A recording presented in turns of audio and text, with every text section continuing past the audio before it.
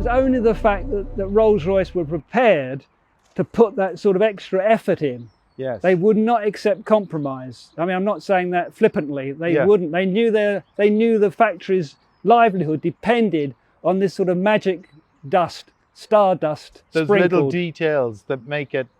But from a production point of view, this piece is insane. You know what I mean? Yeah, You'd have to be crazy to do it, but Rolls-Royce knew they had to do it. So it's amazing to see it even now. I still think, I feel sorry for the engineers who had to make it work, but they did.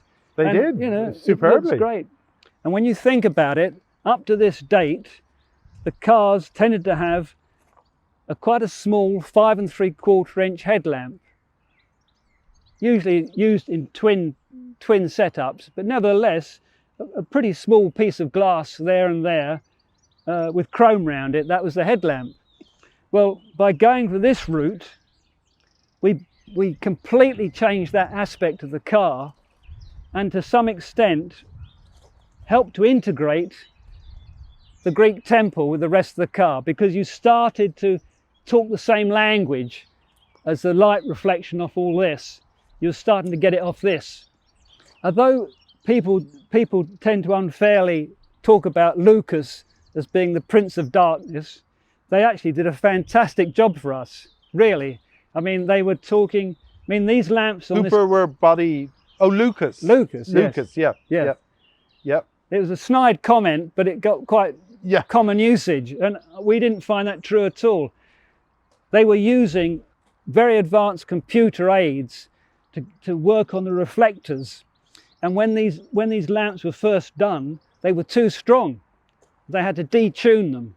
So that really at the time was probably the most powerful car headlamp in the world. They were really fantastic, and I think even now looking at it, you can see that it's balancing. Yeah. It's balancing the unbalanceable. You know, you can't do anything else but think that those are beginning to acknowledge this and join up with it.